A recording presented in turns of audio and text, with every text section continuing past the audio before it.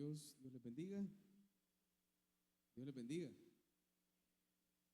Voy a invitar así rápidamente que vayamos a Éxodo capítulo 34. Vamos a leer dos versículos que van a ser nuestros versículos clave esta noche.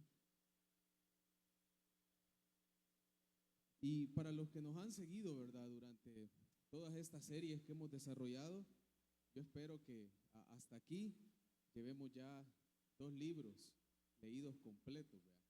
Hemos visto Génesis y esta noche nos toca cerrar prácticamente lo que es el libro de Éxodo. Y cada sábado nosotros hemos estado pidiéndoles, ¿verdad?, que ustedes lean los capítulos que se van a estudiar en el siguiente sábado. Así que yo espero que cada uno de ustedes lo haya hecho, cada uno de ustedes haya leído estos libros. Y si usted lo ha hecho, pues sé que ha aprendido mucho. Sé que Éxodo nos ha dejado una gran lección. Y esta noche vamos a tratar de ver los eventos más sobresalientes, llamémoslo así. No es que sean los más importantes, porque toda la Biblia es importante, pero vamos a centrarnos en eventos como más sobresalientes de lo que son los capítulos 32 hasta el último capítulo del libro de Éxodo. Pero yo quiero que leamos Éxodo 34, versículos 6 y 7, y si usted gusta, nos ponemos en pie para mayor reverencia al Señor y lo leemos de manera antifonal. Yo leo el versículo 6 y ustedes me ayudan con el versículo 7. ¿Me regalan un fuerte amén si lo tienen? Okay. Éxodo 34, versículo 6 y versículo 7. Dice la palabra del Señor: y pasando Jehová por delante de él, proclamó: Jehová, Jehová, fuerte, misericordioso y piadoso, tardo para la ira y grande en misericordia y verdad. ¿El 7?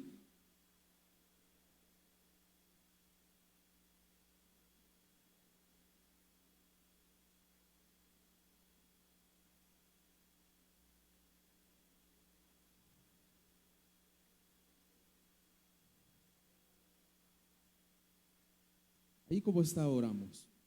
Padre, te damos gracias por tu palabra, Señor. Gracias porque tu palabra es vida. Tu palabra, Señor, nos instruye y nos muestra siempre el camino por donde ir. Señor, yo te pido que esta noche puedas sembrar, Señor, en cada uno de nosotros esta palabra, Señor, que es transmitida a nosotros con amor. Que esta noche, Señor, el que venía preocupado pueda salir con paz. El que traía cargas, Señor, las deje aquí, Señor, en el altar, sabiendo que tú, Señor, eres el que va delante de nosotros. Que esta noche, Señor, podamos comprender, Señor, que eres un Dios de amor, un Dios de misericordia, un Dios justo, que en todo momento está dispuesto a poder abrazarnos, a poder amarnos, Señor. Señor, abre nuestra mente, abre nuestro corazón, y que tu Espíritu Santo, Señor, esta noche pueda ser el mejor maestro, pueda ser el mejor intérprete, Señor. Que de mí no salga nada humano, Señor, sino que todo provenga de ti. En el nombre de Jesús te lo pedimos. Amén y amén. Como usted podrá ver, ¿verdad?, en la presentación, yo le he titulado esta noche al pequeño estudio que vamos a tener, Dios de misericordia. Y es que si usted leyó todo Éxodo, usted se va a dar cuenta que aparte de la historia de Moisés, que es lo que más nosotros recordamos quizás del libro de Éxodo, todo el libro habla de un Dios que en todo momento mostró misericordia. La palabra misericordia, según el hebreo, significa un amor incomparable. Es un amor que no tiene comparación con nada de este mundo. De hecho, la traducción es Gesed, o se escribe con H, pero habla de un amor sin igual, un amor que usted no lo va a encontrar ni siquiera, con todo respeto lo voy a decir, ni siquiera en sus padres, ni siquiera en su esposa, ni siquiera en su mejor amigo o mejor amiga. O sea, es un amor que no tiene comparación en esta tierra. Entonces, cuando usted lee todo el libro de Éxodo, usted se va a dar cuenta que prácticamente Dios, a través de cada evento, desde el capítulo 1 hasta estos capítulos que esta noche vamos a ver, es lo que mostró para el pueblo de Israel y y lo que muestra en aplicación a nosotros diariamente es un amor de misericordia, un amor compasivo, un amor que a pesar de nuestras faltas, siempre justo y siempre es un amor que trata de ayudarnos. Y es lo que muchas veces a nosotros nos cuesta entender. Nos cuesta comprender cómo podemos tener un Dios que a pesar de nuestros errores, que a pesar de nuestras faltas graves, quizás diarias, Él pueda seguir teniendo misericordia para con nosotros. Porque yo le hago una pregunta esta noche: ¿cuántos de ustedes no pecaron este día? Levante la mano el que no pecó. No la va a levantar nadie, vea. Porque todos aquí hemos fallado. Pero aún así, ¿cuántos de los que están aquí el Señor les ha cortado 1 minuto de oxígeno? Levante la mano el que este día diga: no, el Señor a mí me cortó 2 minutos de oxígeno por mis pecados. A nadie. Porque tenemos un Dios de amor. Y Éxodo nos muestra a través de cada capítulo que hay un Dios de amor. Y fíjese que hay una historia que yo quiero hacer una analogía muy bonita que yo encontré por ahí. En Estados Unidos dicen que hay un árbol que le apodan el pino jack. Y no vayan a pasar a la otra diapositiva todavía. Le apodan así porque hay una característica en este pino, y es que por lo general cuando digamos un bosque se incendia, obviamente todos los árboles perecen, ¿verdad? Y todo queda destruido. Pero lo curioso de este árbol es que en su fruto, llamémoslo así, guarda las semillas para que puedan salir más árboles. Pero estas semillas se activan a través del fuego. Entonces, cuando en Estados Unidos han habido incendios forestales, ¿vea? Y están estos árboles plantados, estos árboles, en vez de perecer o en vez de dejar de existir, cuando el fuego arrasa con estos árboles, abre ese fruto y hace que las semillas germinen. Entonces, el bosque que fue devastado por fuego, a los años tiene un montón de árboles nuevos, un montón de pinos. Todos conocemos los pinos, ¿verdad? Entonces este pino tiene esa característica. Y a mí me gustaba leer esto porque habla de que el fuego no es algo que mata a este árbol, sino que al contrario, le hace producir vida. Y nosotros muchas veces creemos que el fuego para nosotros, o la prueba o la enfermedad, a nosotros nos tiene que matar o nos tiene que debilitar.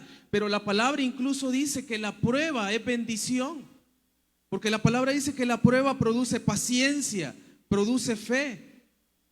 Muchas veces aquellas cosas que para nosotros parecen un fuego devastador pueden ser lo que nos haga producir vida o nos haga producir una persona nueva.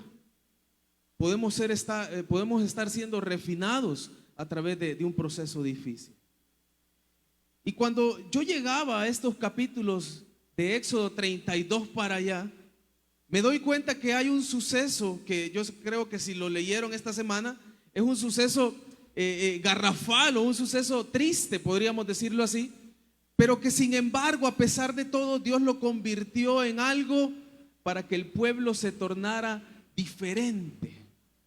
O sea, Dios utiliza este proceso para que el pueblo entendiera la clase de Dios que tenían, para que el pueblo entonces ahora sí viera fijamente que tenían un Dios que no era como los dioses que ellos vieron en Egipto o los dioses que ellos escuchaban que se hablaba en Canaán, a la tierra que iban a poseer, sino que se dieran cuenta que tenían un Dios de amor, que aún en medio de las faltas todavía Él busca cómo restaurarnos. Porque ¿cuántos de aquí no hemos sido restaurados a pesar de nuestras faltas? Yo creo que todos. Yo creo que todos aquí hemos pasado procesos de pecado difíciles, pero aún así el Señor siempre buscó la manera de hablarnos, siempre buscó la manera de restaurarnos. Pero para entender esto, la semana pasada el hermano Nelson hablaba, ¿verdad?, de los capítulos acerca del tabernáculo, acerca de las leyes, y quiero ponerlos en contexto. Quiero que recordemos un poquito lo que fue la semana pasada. La semana pasada vimos a un Moisés que está en el Sinaí, que está en el monte donde el Señor le dijo: que llegara con el pueblo en el monte donde el Señor, si usted se recuerda, semanas más atrás, le había hablado a través de una zarza que no se consumía. Entonces están en ese monte y el Señor le dice: te voy a establecer las leyes, te voy a dar las leyes, te voy a dar el pacto, te voy a dar todo lo que quiero que mi pueblo cumpla, te voy a dar todo lo que quiero que mi pueblo haga. Y lo hace subir al monte. Lo hace subir ahí y Moisés pasa 40 días y 40 noches. Y algo que me llama la atención es que, bueno, quiero preguntarles esto. ¿Ustedes creen que Moisés sintió esos 40 días y 40 noches allá arriba? ¿Qué creen ustedes? ¿Creen que él pasó contando como diciendo: híjole, ya llevo 10 días y no me baja el Señor, ¿verdad? Yo pienso que Moisés no ha de haber sentido los 40 días. Porque la palabra dice que Moisés subió y estuvo con la gloria del Señor. Estuvo hablando con él. El Señor estuvo dándole leyes. Y quiero que entendamos esto, porque aquí hay dos eventos y nos vamos a centrar en uno más adelante. Pero mientras Moisés está arriba 40 días con el Señor hablando, con el Señor dando leyes, con el Señor dándole todo lo que el pueblo quería que cumpliera, abajo el pueblo está con Aarón. Porque Aarón era el encargado o el líder sustituto en ese momento. Mientras Moisés está arriba, que era lo que hablaba mi hermano Nelson la semana pasada, está recibiendo también instrucciones para el tabernáculo, está recibiendo instrucciones para cómo va a ser el lugar donde él va a depositar su gloria, su presencia. Y el pueblo está abajo esperando. El pueblo está, en pocas palabras, pacientemente esperando. Digámoslo así. Pero mientras Moisés está arriba, a Moisés se le da lo que es la ley, que yo lo entiendo así y se lo voy a explicar de esa manera. Le da un mandato, o le da un mandato escrito en piedra, que era un mandato para mantener la comunión con Dios. Por ejemplo, ¿qué cosas para nosotros ahora deberían de ser, no un mandato, pero deberían de ser rutinarias, llamémoslo así, para que nosotros mantengamos una buena comunión con Dios? ¿Qué cosas cree usted que deberíamos de hacer todos los días para no perder esa comunión con Dios? Creo que todos tienen Biblia física, ¿verdad? Entonces yo quiero que vea su Biblia. Eso que usted tiene en sus manos es una de las maneras en las que Dios le va a hablar y lo va a hacer mantener comunión con Dios. Ahora yo quiero que con sus dos manos se toquen las rodillas, para los que puedan, ¿verdad? Tocárselas y para lo que voy a decir. Si usted tiene rodillas, cuando usted se arrodilla y habla con Dios, es otra manera de mantener comunión con Dios. Cuando usted ora, cuando usted viene al templo, lo hace en la casa o donde usted lo quiera hacer, pero cuando usted ora, usted está manteniendo una comunión con Dios. Son cosas que diariamente nosotros tendríamos que hacer. Cuando usted viene a los cultos, ¿verdad? Va a los grupos de crecimiento, escucha palabra o ahí, ¿verdad? Cuando no hay culto, usted va de camino tal vez a su trabajo o a su estudio y pone la radio, ¿verdad? Y pone una prédica. Usted está manteniendo una comunión con Dios. Entonces el Señor viene y a Moisés le está dando, sí, la ley, los 10 mandamientos, un código que se divide en tres partes, un código moral, espiritual y social. Pero todo esto era con el fin de que el pueblo mantuviera comunión con Dios. El Señor no estaba dando una ley como las que daban, entre comillas, los pueblos paganos y que se las atribuían a sus dioses.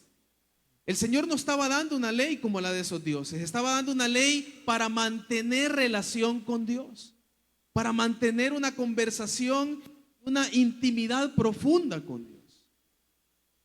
¿Por qué estoy recalcando esto? Porque cuando usted se convierte al Señor y el Señor le hace sentir que lea la Biblia, que ore, que se congregue, no lo está haciendo porque Él sea un Dios autoritario, lo está haciendo porque Él quiere un bien para nosotros.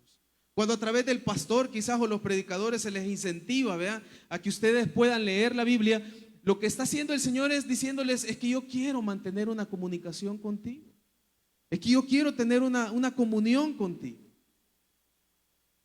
Pero como seres humanos eso cuesta. Entonces muchas veces nosotros creemos que eso se hace para aburrirnos, ¿verdad? O que alguien insista que leamos la Biblia es como para cansarnos, pero no, es para que tengamos una buena relación con Dios.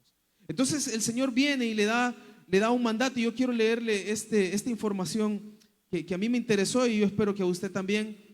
Israel llega en el día 15 de un mes que en el calendario hebreo se llama Sivan, que es entre junio y julio para nosotros. Entonces, entre ese mes, junio y julio, Moisés está en el monte, el pueblo está abajo. ¿Y por qué es importante resaltar esto? Porque las condiciones en esos meses eran de verano. Entonces, aquí hay algo muy bonito, ¿verdad? Porque es por eso que el Señor desde el principio les dijo que les iba a dar una nube. Aparte de que iban a andar en el desierto, es porque eran los meses más calurosos en los que ellos habían salido al monte, en los que ellos habían salido por el desierto. Entonces, cuando ustedes se dan cuenta por qué el Señor provee una nube, provee una antorcha de fuego, ¿verdad?, que les produce calor por la noche, no es porque era el desierto, es porque también eran meses en los que ellos necesitaban cobertura. Y esto nos habla de misericordia. Habla de que el Señor tenía todo planeado, sabía los meses en los que iban a estar ahí, sabía lo complicados que serían los meses si Él no mandaba su protección. Entonces ellos están ahí en el mes de junio y julio y más o menos están ahí 11 meses. 11 meses van a estar ahí. Aparte de los 40 días que Moisés pasa arriba, no se mueven y pasan 11 meses ahí. Y el Señor le da la ley a Moisés y como yo les dije antes, esta ley se divide en tres partes: un código moral, un código espiritual y un código social. Y podemos avanzar ahí con las diapositivas. La que sigue, por favor. Igual no sé si lo alcanza a ver, ¿verdad? Pero esa es la fecha en la que están. Quiero leerles qué significa que les da un código moral. Y es que el código moral eran los 10 mandamientos, que de la misma forma, como lo dice 1 Corintios 10:4, usted lo busca en su casa, estaban tratando también de darnos una sombra de la revelación de Cristo. Esos 10 mandamientos iban a venir a ser una sombra de la revelación de Cristo, porque cuando Cristo viene en el Nuevo Testamento, los fariseos lo acusaban de que Él no cumplía la ley, pero todo lo contrario. El Señor Jesús vino a cumplir la ley tal como era, no con cargas humanas, sino que vino a cumplir la ley tal como el Señor la había dado. Entonces estos 10 mandamientos hablaban también de la revelación futura de Cristo. El código espiritual que se da bajo este pacto es que también ellos iban a tener ordenanzas que iban a hacer una prefiguración de Cristo y la salvación según Hebreos 10:1. ¿Qué parte incluimos en este código espiritual? Eso lo vamos a ver primeramente Dios en la siguiente serie. Y es que las ofrendas, los sacrificios hablan de Cristo. Y esta era la parte de la ley que era el código espiritual, las ofrendas, sacrificios, etcétera, que iban a hablar también de Cristo. Por eso yo le invito a que no se quede los sábados, ¿verdad? Porque vamos a hablar del siguiente libro y ahí vamos a ver un poquito más esto. El código social, usted va a leer que también parte de este pacto incluía el hecho de darles leyes, tanto divinas, pero también incluía normas sanitarias, alimenticias, cuarentenas. No crea que la cuarentena se estableció cuando fue el COVID. En la Biblia se estableció una cuarentena. Y se estableció cuando Dios estaba hablando con Moisés ahí en el monte. O sea, el Señor tenía todo calculado, porque es un Dios de misericordia. Y se lo voy a repetir todos estos minutos que yo esté acá. Entonces, este código social trataba de las cuarentenas, el cuidado de la tierra. También la tierra iba a tener un año sabático. Y eso fue establecido por Dios, porque en ese momento la tierra se iba a restaurar. Iba a ser como el día de reposo que se iba a establecer para el pueblo de Israel. ¿Por qué día de reposo? Voy a hacer un paréntesis acá. Y en la aplicación del momento presente, nosotros tendríamos que tener un día de reposo. Porque el día de reposo habla de apartar la mente, apartar el cuerpo, apartar todo para dedicarnos a Dios, para meditar en Dios, para descansar en Dios. Usted se siente cargado, usted tiene que tener un día de reposo en Dios. Día de reposo no significaba que ellos iban a pasar durmiendo, significaba que ellos iban a quedar en la tienda meditando en la grandeza de Dios. Y eso también Dios lo había establecido, o lo estableció ahí con Moisés. También este código social habla de los impuestos del servicio militar, del matrimonio, del divorcio y etcétera. Eso quiere decir que Dios allá arriba le estaba dando todo el orden para que el pueblo caminara bien. Para que el pueblo caminara bien, pero sobre todo mantuviera una comunión santa con Dios. Es que en ningún momento el Señor ha querido ser un Dios autoritario.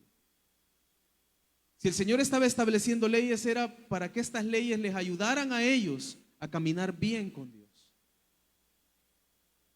Y usted se preguntará por qué estoy hablando tanto de esto, pero es que es importante dar un panorama. Quiero que se vaya a Deuteronomio 7. Vamos a leer del versículo 11 al 12. Deuteronomio 7, versículo 11 al 12. Dice el versículo 11. Si usted lo tiene, me acompaña ahí con su vista. Cuídate de no olvidar de Jehová tu Dios. Escuche esto, para cumplir, ¿qué dice? Sus mandamientos, sus decretos, sus estatutos. En pocas palabras les está diciendo, cuídate de no olvidar y cumplir el código espiritual, el código social y el código moral. Eso les está diciendo en pocas palabras. Cuídate de no olvidar ninguna de las cosas que le he dicho a Moisés. Escuche, que yo te ordeno hoy, no suceda que comas, te sacies y edifiques buenas casas en que habites. Y tus vacas, tus ovejas aumenten y la plata y el oro se multipliquen y todo lo que estuviere se aumente. Mira el 14. Y se enorgullezca tu corazón y te olvides de Jehová tu Dios que te sacó ¿de dónde? De tierra de Egipto, de casa de servidumbre, que te hizo caminar por un desierto grande y espantoso, lleno de serpientes ardientes y de escorpiones, y de sed donde no había agua. Él te sacó agua de la roca del pedernal, que te sustentó con maná en el desierto, comida que tus padres no habían conocido, afligiéndote y probándote para que a la postre hacerte bien. Y digas en tu corazón, escuche, mi poder y la fuerza de mi mano me han traído esta riqueza. En pocas palabras, Deuteronomio nos dice que si Dios establece todo este pacto, los 10 mandamientos, las ordenanzas que yo les dije, las fiestas y las ofrendas, es porque simplemente Dios no quería que les fuera mal. Dios no quería verlos mal. Imagínese a Moisés recibiendo todo esto, todas las instrucciones. Moisés contemplando la gloria del Señor, pero aparte de eso, escuchando. Dios estaba dando un orden perfecto para que el pueblo en todo sentido se mantuviera santo. Y es que me llamaba la atención algo. ¿Por qué darles un código moral, por ejemplo? Porque el código moral era representación también de la santidad de Dios. ¿Por qué darle leyes sanitarias en las que se iban a cuidar su cuerpo físico? Porque eso representaba la santidad de Dios. Por eso es que la palabra en el Nuevo Testamento dice que nosotros somos templo y morada del Espíritu Santo. Eso quiere decir que como templo y morada usted tiene que cuidarse. Usted tiene que cuidar su salud, porque eso habla de la santidad del Dios en el que usted cree. Eso habla de quién mora en usted. Yo no sé si ya lo había entendido, pero es que todo esto hablaba de la santidad de Dios para un pueblo que Él había escogido para que estuviera aparte, o sea, para que estuviera con el único Dios verdadero. Y hay algo curioso acá, y es que Dios no había elegido a Israel porque fuera perfecto. No lo había elegido porque Él despreciaba a los demás, no. Los eligió por una sola razón, por misericordia. A usted y a mí Él no nos eligió porque somos perfectos. Él nos tiene acá por misericordia. Él lo tiene acá porque un día usted estuvo atento al llamado. Y si hay algún amigo aquí esta noche, usted está acá no porque lo invitaron, está acá porque el Señor le está llamando por misericordia. Le está llamando por ese amor tan grande que tiene por nosotros. Pero mire lo curioso, esto está pasando arriba. Pero mientras tanto abajo pasa otra cosa. Y eso ya va directo para nosotros. para que esta noche nosotros nos cuidemos de que mientras Dios está ordenando todo para que nosotros caminemos bien, nos cuidemos de no desesperarnos al pie del monte. Miren lo que dice Éxodo 32. Vamos a leer Éxodo 32. Mientras Moisés está arriba, dice el versículo 1 en adelante: viendo el pueblo que Moisés tardaba, pongan atención a esta palabra, viendo el pueblo que Moisés tardaba en descender del monte, se acercaron entonces a Aarón y le dijeron: levántate, haznos dioses que vayan delante de nosotros, porque a este Moisés, el varón que nos sacó de la tierra de Egipto, no sabemos qué le haya acontecido. Y Aarón les dijo: apartad los zarcillos de oro que están en las orejas de vuestras mujeres, de vuestros hijos y de vuestras hijas, y traédmelos. Entonces todo el pueblo apartó los zarcillos de oro que tenían en sus orejas y los trajeron a Aarón. Y él los tomó de las manos de ellos y le dio forma con buril e hizo de ellos un becerro de fundición. Entonces dijeron: Israel, estos son tus dioses que te sacaron de la tierra de Egipto. Y viendo esto, Aarón edificó un altar delante del becerro y pregonó a Aarón y dijo, escuche las palabras de Aarón: mañana será fiesta para Jehová. Y al día siguiente madrugaron, ofrecieron holocaustos, presentaron ofrendas de paz, se sentó el pueblo a comer y a beber y se levantó a regocijarse. Yo no sé cuántos habían leído ya esta porción de la palabra. A simple vista, hermanos, todo parece lógico. Todo parece lógico. Moisés 40 días arriba. No sabemos exactamente cuántos días iban cuando pasó esto, pero tuvieron que haber sido algunos días ya. Ya habían pasado quizás algunos 20, ¿verdad? 25 días, pero parece lógico. Y esto me lleva a hacerme una pregunta a mí, que se la voy a dejar a usted. Del fruto del Espíritu, porque es un solo fruto, no son frutos, ¿verdad? El fruto del Espíritu habla de una cualidad que es la paciencia. Quiero que me levanten la mano todos los pacientes aquí. No pacientes de hospital, ¿verdad? Todos los que tienen paciencia, que no les gusta que las cosas se hagan rápido, sino que les gusta esperar. Más cuando tal vez están enfermos y van al seguro, ¿verdad? ¿Cuánto les gusta esperar? No, a nadie, ¿verdad? No hay nadie aquí que me diga: yo, hermano, yo soy muy paciente. Entonces usted me va a entender esto. Si usted hubiera estado en el lugar que estaba el pueblo, le pregunto otra vez: ¿cuántos de ustedes se hubieran desesperado?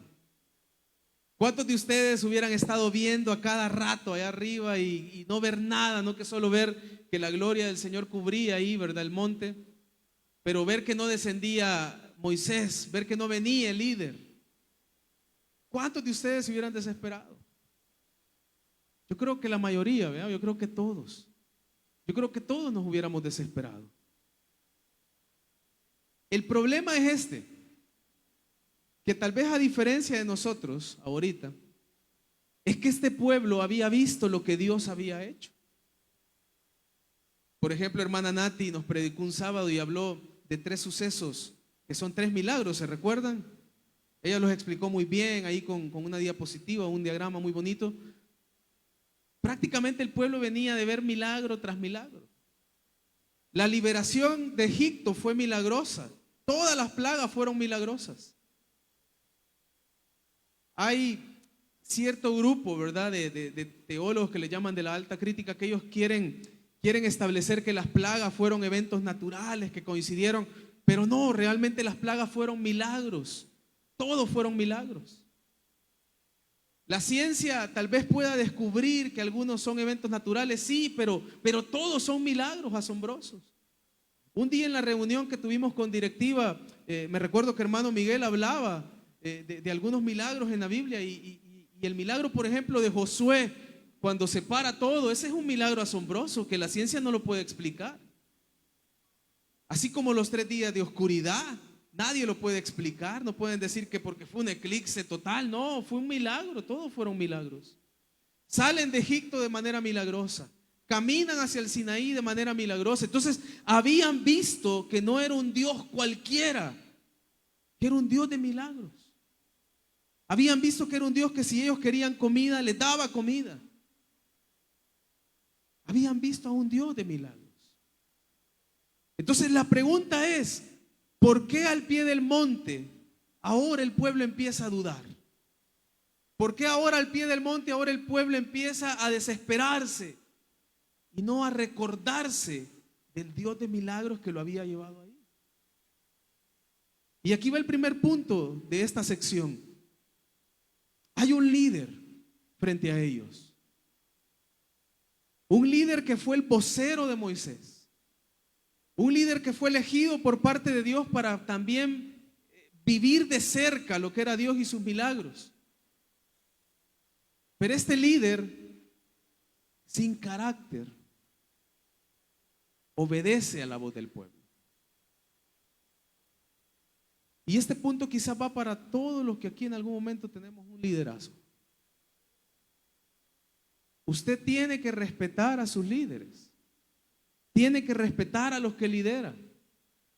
Pero no escuchar más a los que lideran que a Dios. ¿Me entiende eso?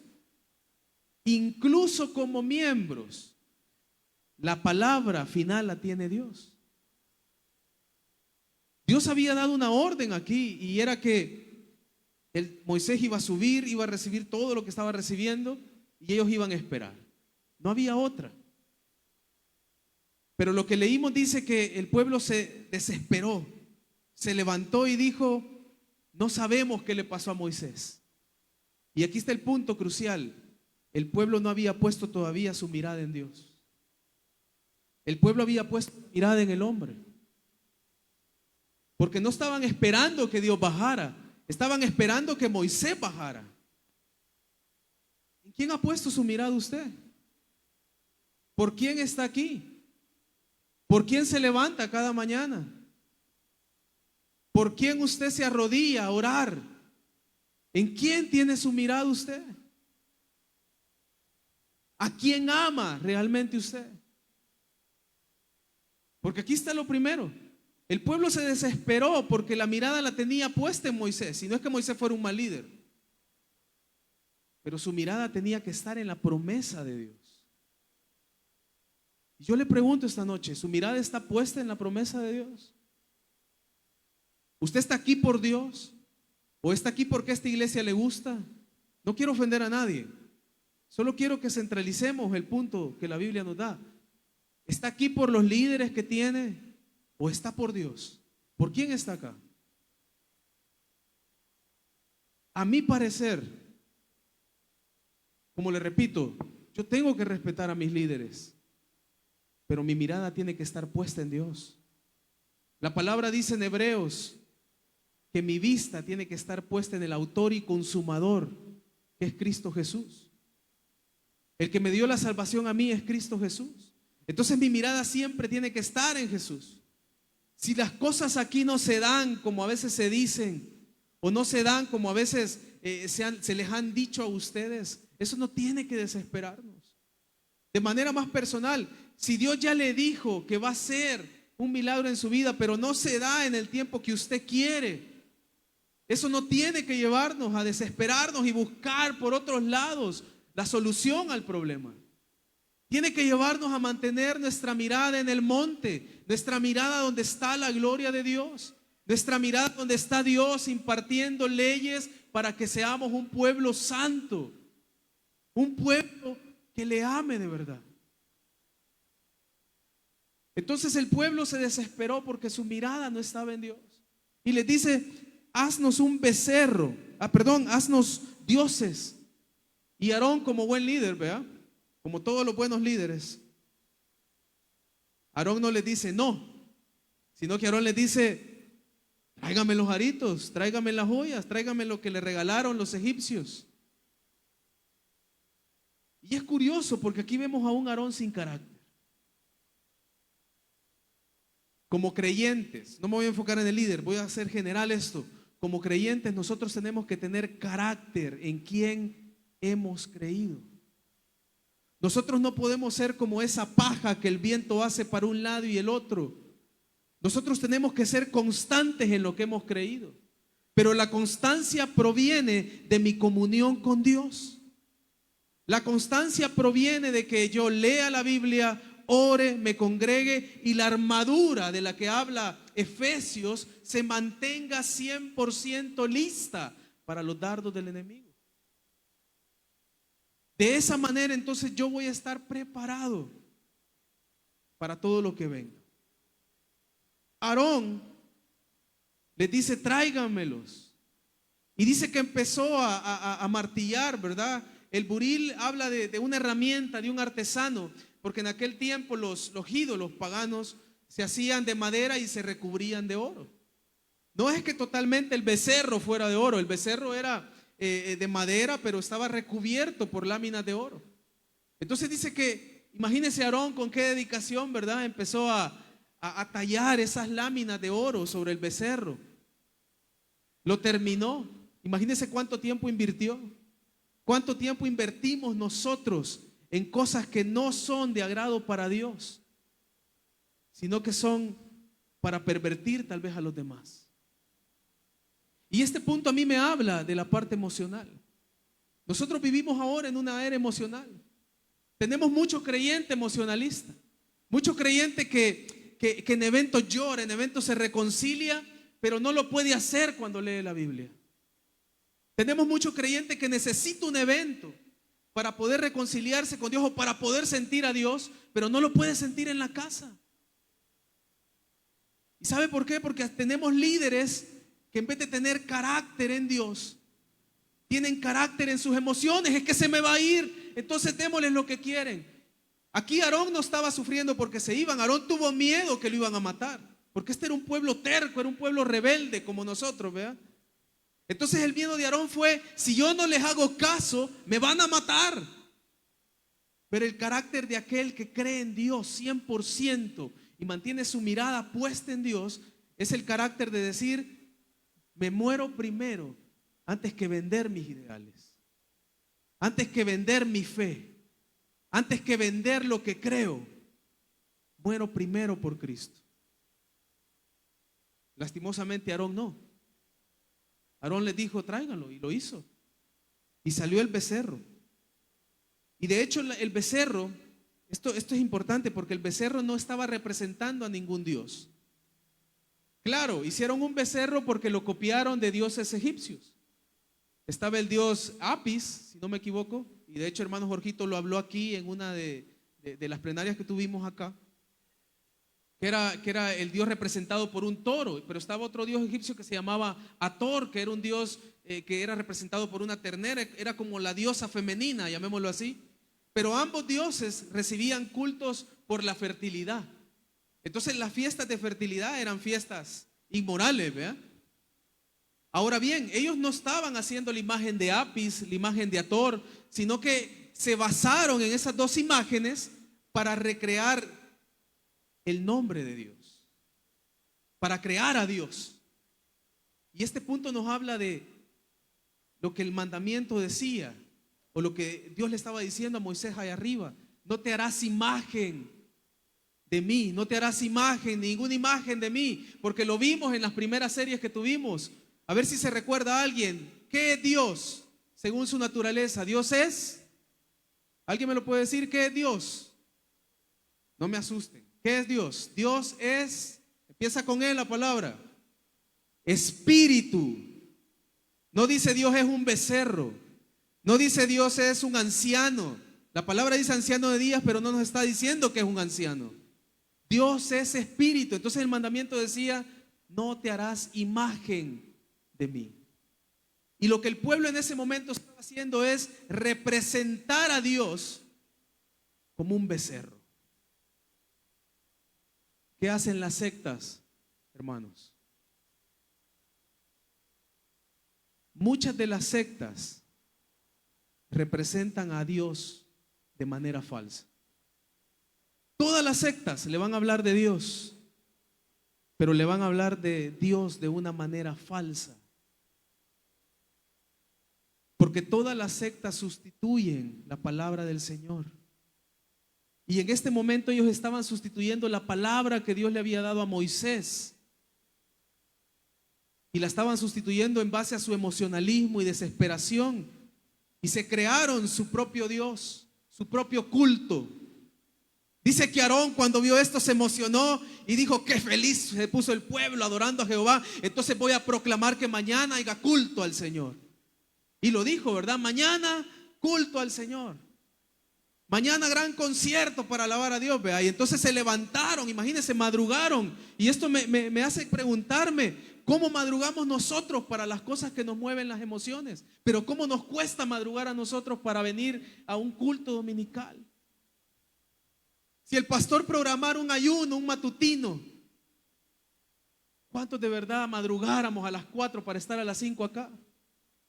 No lo hacemos, hermano. Mire, allí me incluyo yo, porque primero la palabra nos habla a nosotros.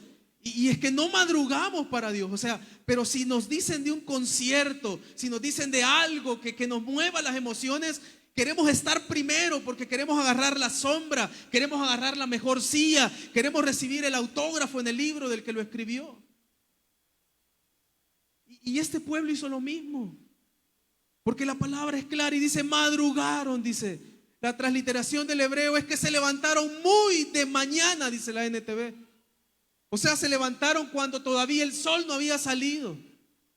Y dice que empezaron a hacer sacrificios, fiesta, todo parecía un buen culto, ¿verdad? Por eso introdujo la parte de secta acá. Acérquese a la secta de los testigos de Jehová y ellos le van a hablar de Dios. Ellos son muy correctos. Y con todo respeto se lo digo, yo oro porque tengo familia que está ahí. Y ellos son buenos testigos.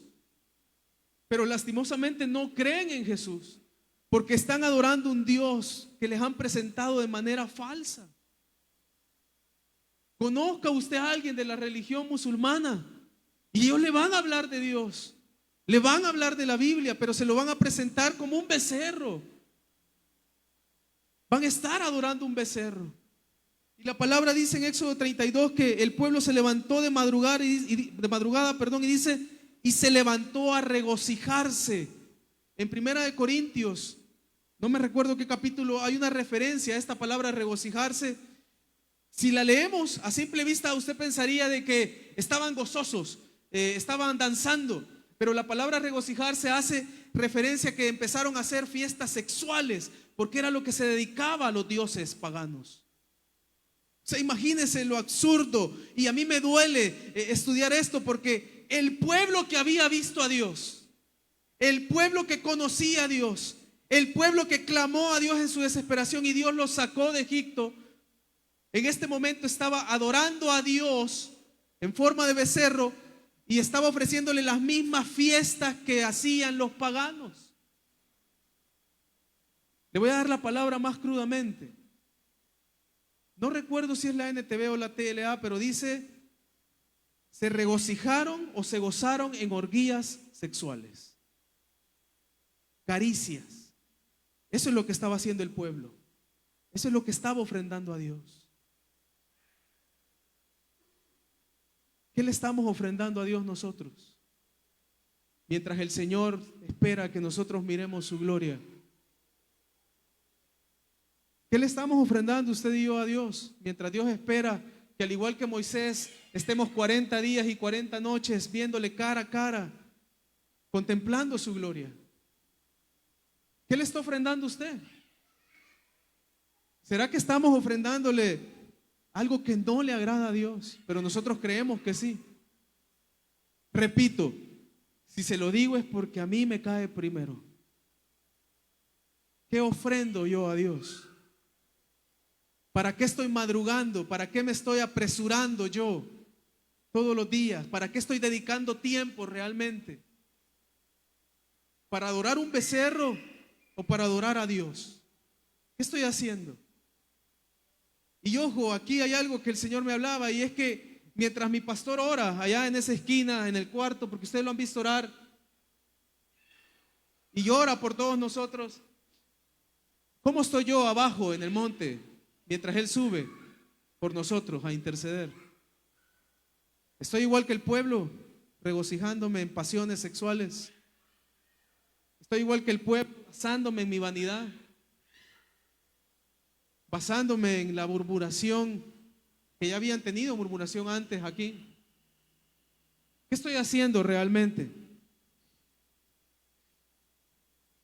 Y mire qué curioso, porque todo este desenfreno se pudo evitar si Aarón se hubiera parado como el líder con carácter. Si Aarón se hubiera parado dispuesto a decir: no, vamos a seguir esperando. Si quieren, mátenme, pero vamos a esperar a Moisés, porque está hablando con Dios. Qué hermoso es, y se lo digo con todo el amor, y no porque esté parado, se lo voy a decir con todo el amor. Qué hermoso es que usted y yo ahora estamos en una iglesia que todos los días trata de pararse firme y decir: no, no lo que dice el mundo, pero sí lo que dice Dios. Qué hermoso es que aquí, se lo voy a decir así, no me lo malinterprete, nos aburran con tanto estudio de la palabra, nos aburran con tanto día de clamor. Es que aquí no puede quedar un viernes libre porque lo agarra otro ministerio y clamamos. Pero qué hermoso es. Qué hermoso es que aquí, en su mayoría, se trata de decir que la palabra es vida. Aarón tuvo que pararse así. Aarón tuvo que estar dispuesto a morir por Dios. Mi pregunta es: ¿cuántos aquí estamos dispuestos a hacer la diferencia o a pararnos igual que Aarón y decir: está bien, traigan las joyas, está bien, hagamos el becerro, está bien, hagamos culto a Jehová? Yo le dije a Dios estudiando esto: Señor, perdóname si he sido Aarón, perdóname si he llevado a muchos al desenfreno, pero no, quiero pararme y decir: quiero morir por Cristo. Y ojo que se vienen tiempos complicados.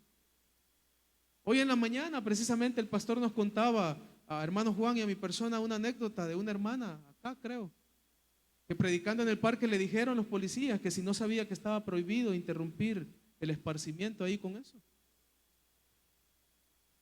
Vienen tiempos, hermano, que o nos paramos como Aarón o nos paramos como Moisés en el monte, 40 días y 40 noches, firmes con la mirada en Cristo.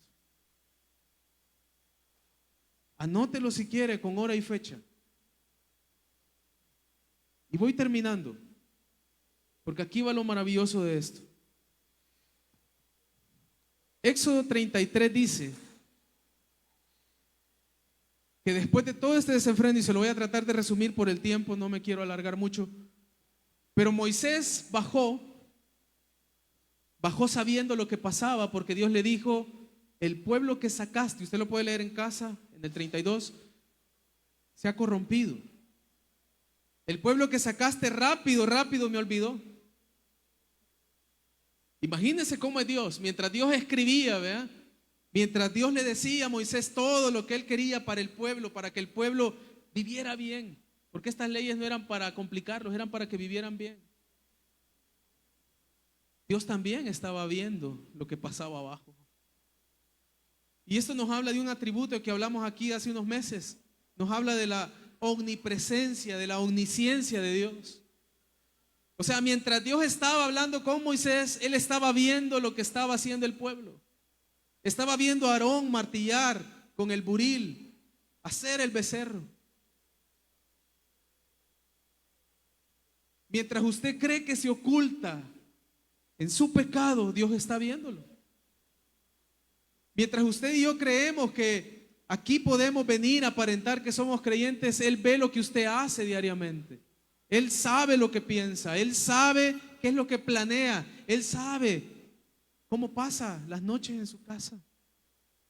No olvidemos que Dios es omnipresente, omnisciente, todo lo sabe. El Salmo 139 lo repetimos hasta la saciedad, pero habla de eso, de que no nos podemos esconder de Dios. Entonces, como Dios sabía, le dice a Moisés, el pueblo se olvidó, se desenfrenó, baja. Como preparando el corazón de Moisés, ¿verdad? Pero no sirvió de mucho. Dice que Moisés bajó, se llenó de enojo y las tablas en las que había escrito Dios, las tiró, las rompió. Porque cuando él bajó, vio el desenfreno en el que el pueblo había caído. Y el Señor me enseñaba esto estos días. Es curioso porque mientras Moisés baja, se produce muerte, porque después de todo esto, para no hacerle largo, mueren 3,000 israelitas al filo de espada por mano de los levitas. Porque Moisés dice, los que estén del lado de Dios, vénganse. Y todos los levitas dice que se hacen para el lado de Moisés, más otro grupo por ahí. Pero Moisés les dice, ahora ustedes se van a consagrar para Dios. Tomen su espada y maten. Y mataron parejo. Parejo porque estaban todos en el pecado. Y eso nos habla de que el pecado tiene una consecuencia. Y usted puede leer esto y decir, ¿qué Dios tan injusto? ¿Por qué no los perdonó? Pero allá en Números se da una explicación muy bonita de esto, y es que dice que Dios había perdonado 10 veces. 10 veces que lo habían tentado, que lo habían olvidado, que lo habían retado, habían murmurado contra él, y 10 veces el Señor no aplicó castigo, los perdonó. Pero este era ya el colmo, y entonces el Señor dijo, no, ya no. Consecuencia de su pecado, como lo dice Romanos, la paga del pecado es muerte. Y si nosotros no nos afirmamos ahora, mañana, el mañana no es nuestro, pero si Dios lo da, no nos mantenemos firmes, va a haber un día que la espada del Señor también nos va a cortar. Cristo va a venir, se va a quedar en las nubes y se van los que se pusieron firmes. Esto nos está dando una sombra de todo eso. Moisés baja, 3,000 mueren.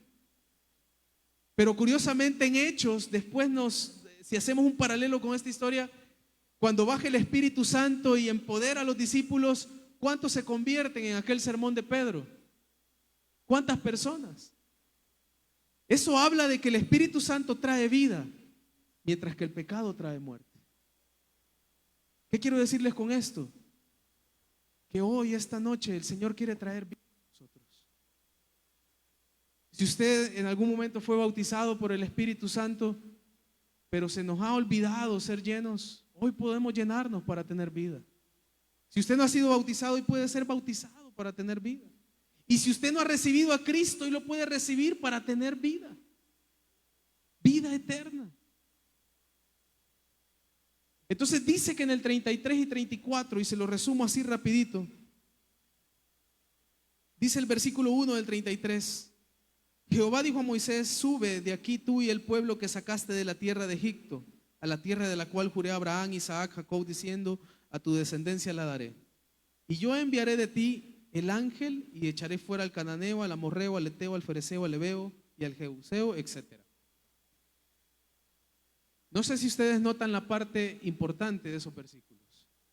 ¿Qué le estaba diciendo Dios a Moisés luego de este pecado que el pueblo había cometido? Piensen un ratito, no se los quiero revelar tan rápido. ¿Qué creen ustedes que Dios le estaba diciendo a Moisés? Parece que Dios o sea, está pasando por alto el pecado, ¿verdad? Pero no lo está pasando por alto, ya murieron 3,000 y parece que ya Dios se calmó.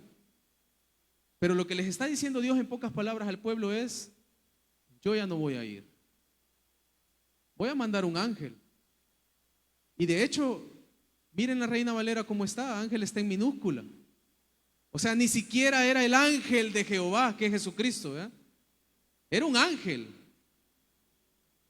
un consiervo nuestro, porque la palabra dice que los ángeles son consiervos nuestros. Porque cuando Juan quiso adorar, le dijo, no, yo soy consiervo tuyo. ¿Qué estaba haciendo el Señor? El Señor le dijo, Moisés, siempre lo voy a meter, pero yo ya no voy a ir. Y el capítulo 33 narra cómo Moisés se sintió, o sea, cómo Moisés sintió el dolor de que Dios le estaba diciendo: sigan caminando, pero mi presencia ya no va con ustedes. Yo me aparto. Y es que el pecado aleja a Dios. Y si lo vemos en el Nuevo Testamento, dice que nosotros contristamos al Espíritu Santo cuando fallamos, cuando pecamos, cuando vivimos en una vida de pecado, lo contristamos. Y Dios le estaba diciendo aquí al pueblo: yo ya no voy a ir, pero no se preocupen, voy a enviar a alguien que los va a dirigir. Yo le pregunto: ¿qué quiere usted en la vida? ¿Que la presencia de Dios nos falte? ¿O que simplemente Dios le abra puertas por todos lados y todo le vaya bien? Usted respóndase ahí en su interior. Pero algo tiene que tener la presencia de Dios para que Moisés haya sentido tanto dolor. Algo tiene que tener la presencia de Dios para que Moisés haya sentido la necesidad de interceder por el pueblo. De interceder y decir: no, Señor, queremos que tu presencia vaya con nosotros. No queremos a un ángel, te queremos a ti como has venido desde Egipto. Y yo me hacía esta pregunta: algo tiene que tener esto para que Moisés dijera: no, si tú no vienes no nos movemos. Si tú no vienes no caminamos. Si tú no estás conmigo yo no hago nada. La pregunta es para nosotros ahora: al igual que Moisés, ¿valoramos esa presencia de Dios para nosotros? O sea, ¿tiene algo de importancia para nosotros el que Dios vaya con nosotros antes que cualquier ángel o cualquier puerta abierta que el Señor nos dé? O apliquémoslo de esta manera: valoramos más nuestro trabajo a Dios, valoramos más nuestro quehacer diario a Dios. ¿Qué valoramos más? Porque aquí yo estoy viendo a un hombre que Dios le está diciendo: no se preocupen, van a entrar, yo voy a echar fuera a sus enemigos, simplemente no voy a ir. Pero vemos a un hombre que le dice: no, si no vas, ¿para qué voy? Es que la vida sin Dios no sirve. Es que la vida sin Cristo no es nada. Es que la vida en mis proyectos humanos sin Dios no es nada. Hablamos una vez de la Torre de Babel. Si yo me edifico una Torre de Babel en la que me olvido de Dios, eso no es nada. Eso es algo que va a caer, eso es algo que al final va a traer confusión. Pero Moisés sabía que la presencia de Dios tenía algo, y entonces Moisés le dice: no voy a moverme. Miren lo que dice Éxodo 33, 23.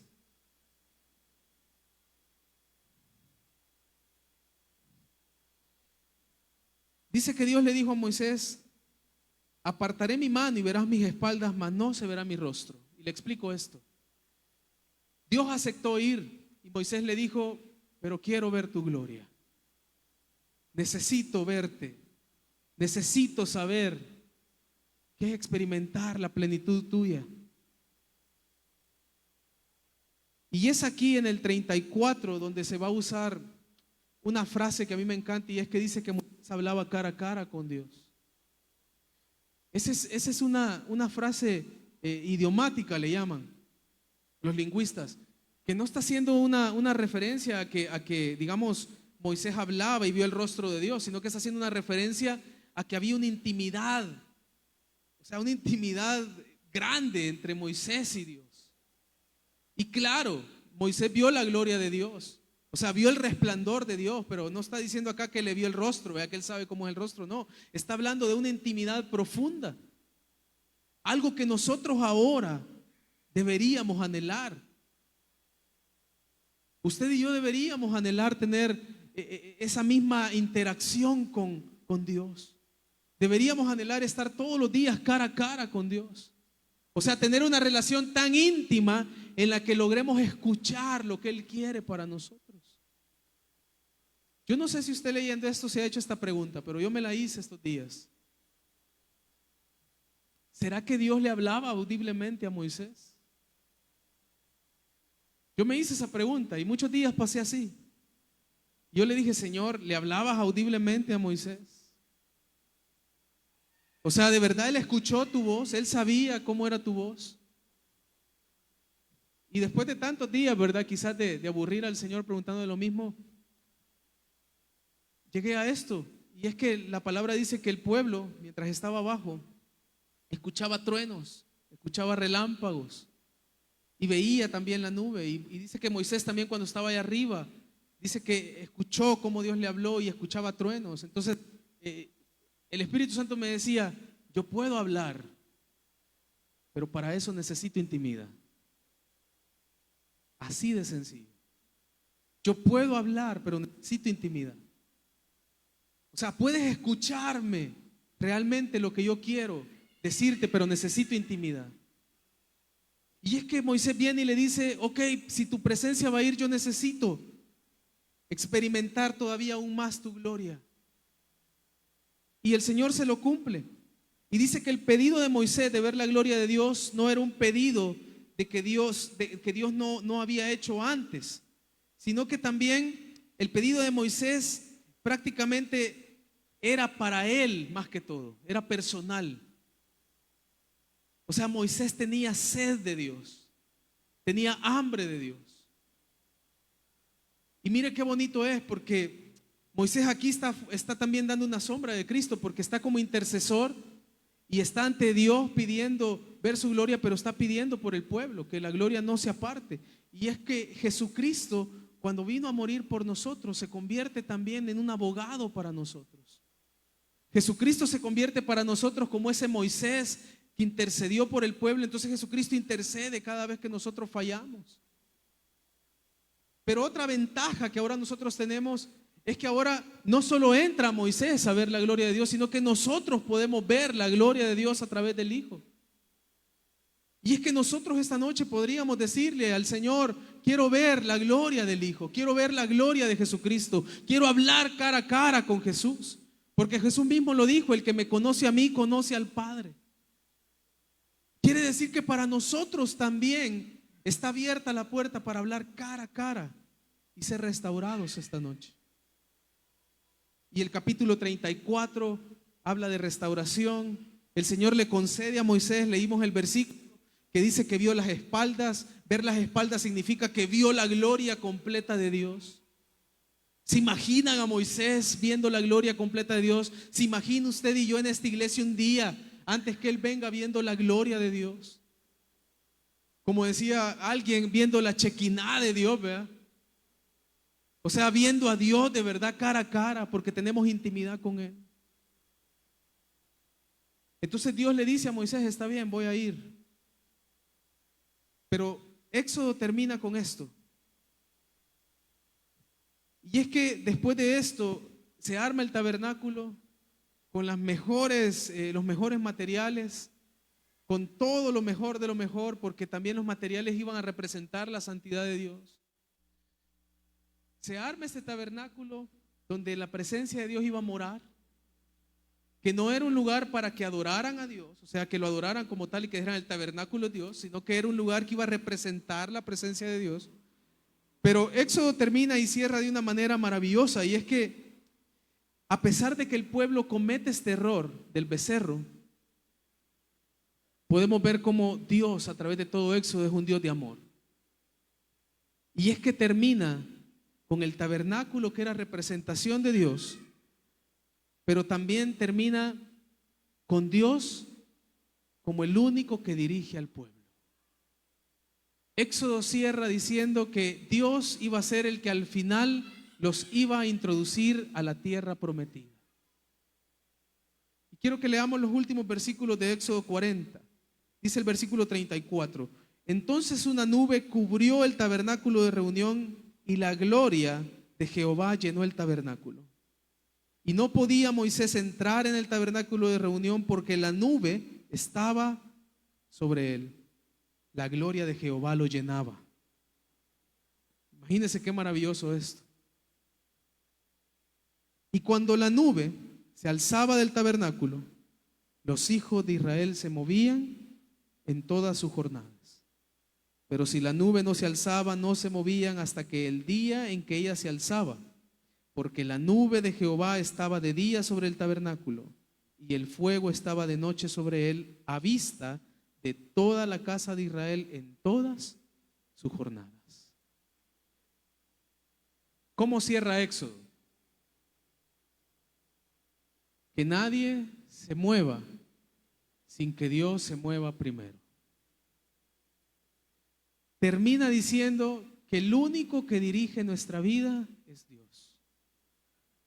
Termina enfatizando que la importancia de todo esto es tener la presencia de Dios en nuestra vida. De hecho, hermano Nelson lo habló la semana pasada. El tabernáculo estaba en medio y alrededor acampaban todos. Un símbolo de que Dios es el centro. Jesucristo es el centro. Si Jesucristo no es el centro de mi vida, mejor no me muevo. Si Jesucristo no es el centro de mi vida, mejor no tomo decisiones. Si hoy usted está acá sin Cristo, yo le invito a que haga a Cristo el Rey de su vida. Porque sin Cristo no podemos encontrar un rumbo claro. Porque sin Cristo no vamos a caminar bien. Porque si Cristo no es el que maneja nuestra vida, o el que maneja nuestra familia, o el que dirige nuestros pasos, tarde o temprano nosotros vamos a caer en el fracaso. Tarde o temprano nosotros vamos a terminar como el pueblo en el capítulo 32, adorando un becerro de oro y creyendo que es Dios. Y es que estos últimos versículos me encantan porque, o sea, el escritor enfatiza y dice, si la nube no se movía, nadie se movía. Pero si la nube se movía, ellos se movían. Yo no sé qué es lo que está pasando usted esta noche. Le voy a invitar a que se ponga de pie. Pero de algo estoy seguro.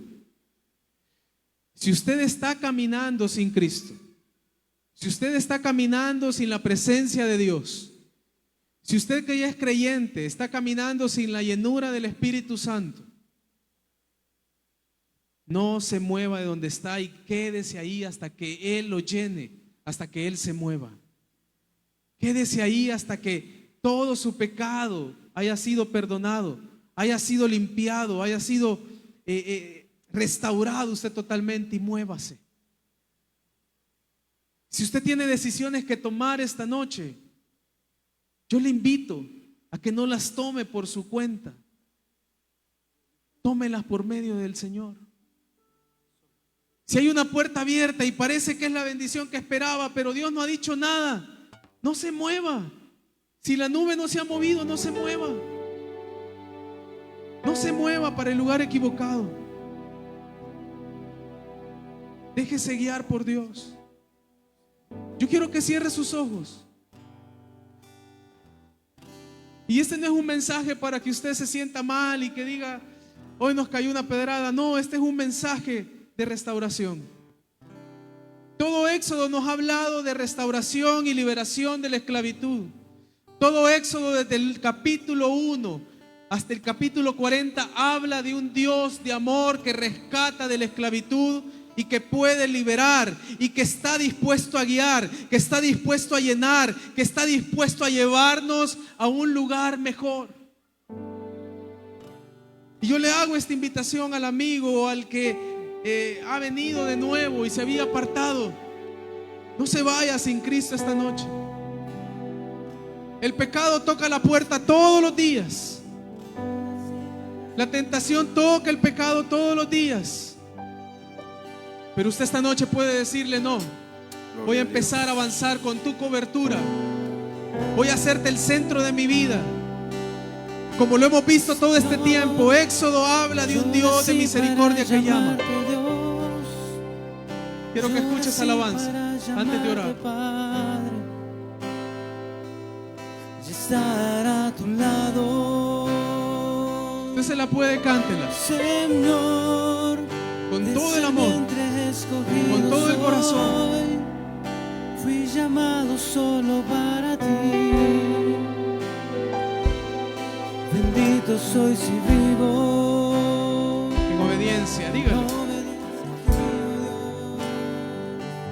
Escuche lo que dice. Pues día a día el pecado viene, me llama. Día a día tentaciones vienen, me llama. Pues día a día vienen situaciones,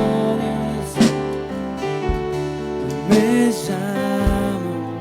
Pues día a día el pecado viene, pues yo elijo a Dios. Dígaselo con todo su espíritu. Yo elijo ser amigo de Dios.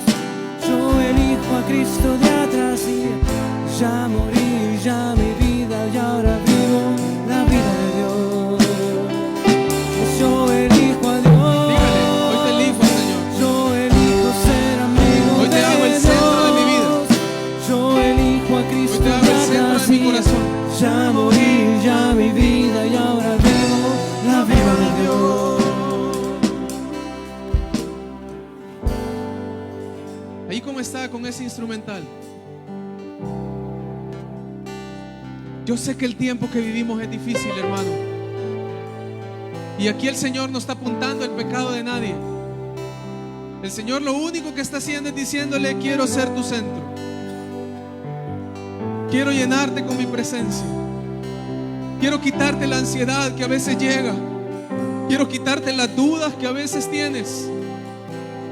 Quiero hacerte entender lo que estoy hablando a través de la enfermedad, a través del problema, a través del proceso. Quiero hacerte entender que soy un Dios que lo único que quiere es que avances conmigo y no que avances por tu cuenta.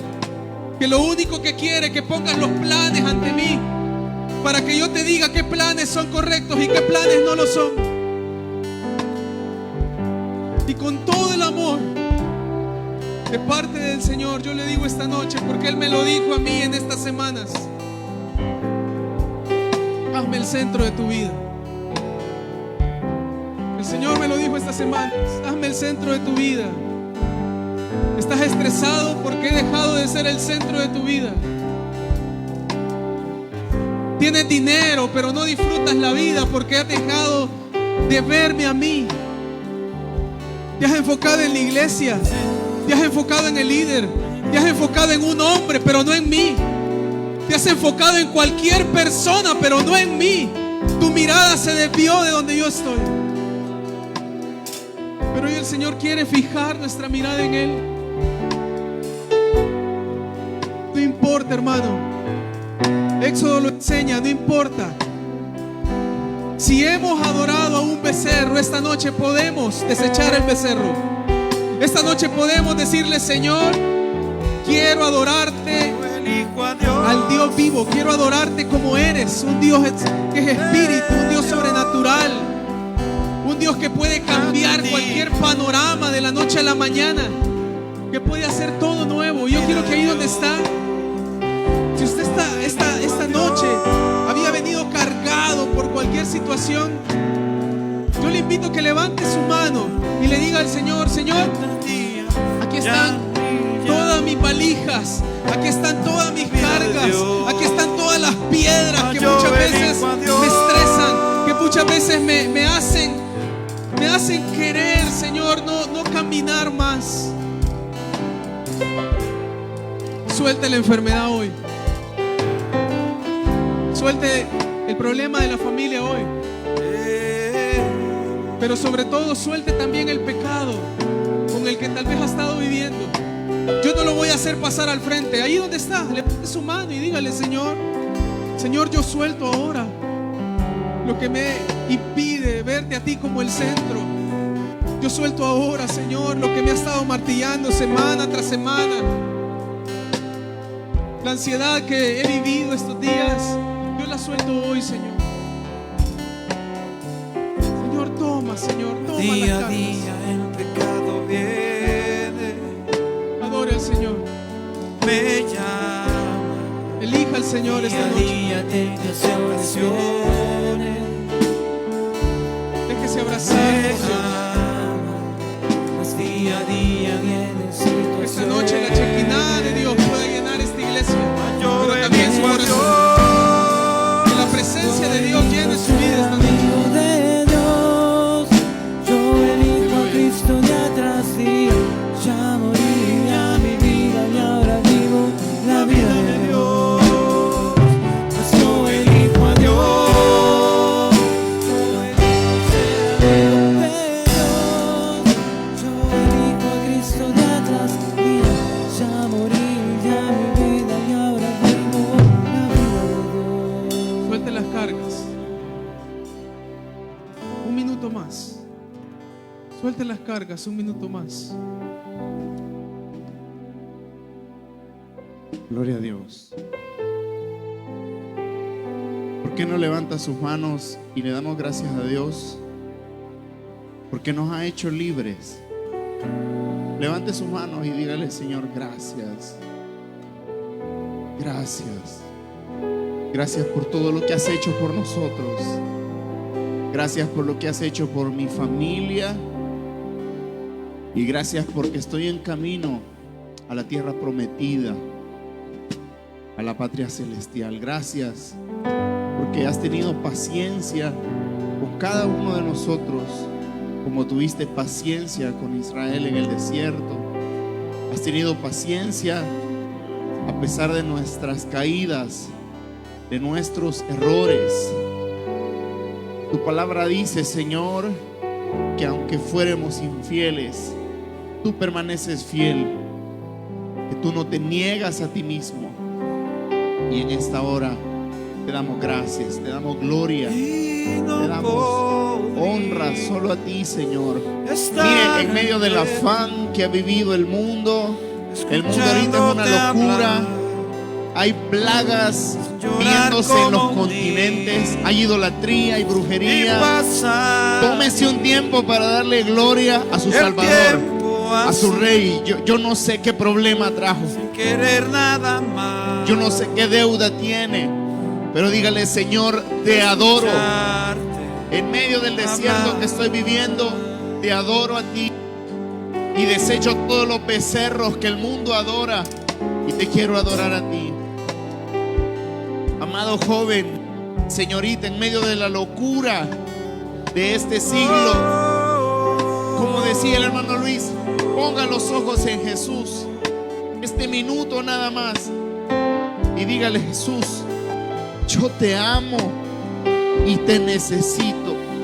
Y te doy gracias porque me amas.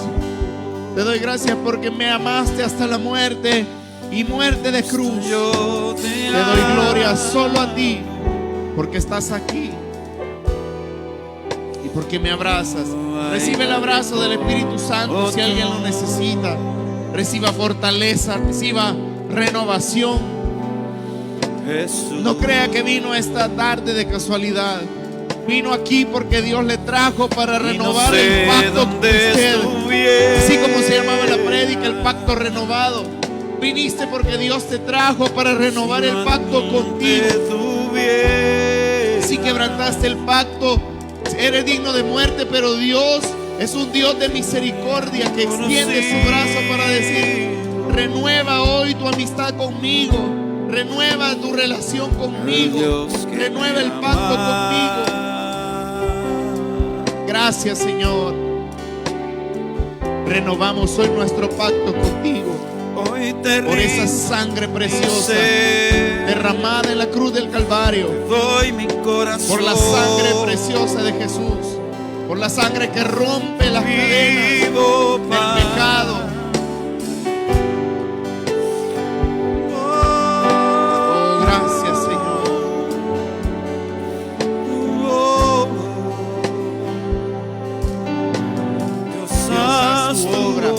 Haz tu obra en nosotros, Señor.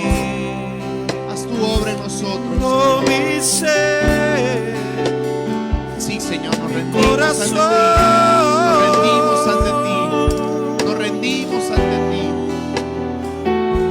Si hay alguien aquí que quiera renovar sus votos con el Señor, yo quiero hacer un llamado, no quiero avanzar Si hay alguien que realmente necesita renovar su voto, su pacto con Dios, si hay alguien que se ha apartado de la protección, de la nube que protege, que es nuestra cobertura, si hay alguien que se ha alejado del tabernáculo, de la presencia de Dios y necesita hoy renovar Tu presencia pacto con Dios, haga esta oración conmigo. Tampoco le voy a decir que pase, pero y si siente la necesidad, tampoco le voy a negar que pueda pasar aquí al frente. Pero si alguien necesita renovar su pacto con el Señor, y si todos, la verdad es que todos necesitamos reconciliarnos con Él, hagamos esta oración y digámosle: Señor, yo te reconozco como el Rey de mi vida. Si he puesto en mi corazón cosas que no valen la pena, te pido perdón. Si he puesto en mi mente cosas que no valen la pena, te pido perdón. Si he puesto en el centro de mi vida cosas que no valen la pena, te pido perdón. Y te suplico que tomes tu lugar en mi vida, que tomes tu lugar en mi corazón. Creo y confieso que tú eres el Señor, que viniste a la tierra, que viviste sin pecado, que fuiste a la cruz y que resucitaste al tercer día, que ascendiste a la diestra del Padre y que volverás pronto por mí para llevarme a tu presencia. No borres mi nombre de tu libro, en el nombre de Jesús. Gracias, Señor. Amén y amén. ¿Por qué no le damos un fuerte aplauso al Señor? Su palabra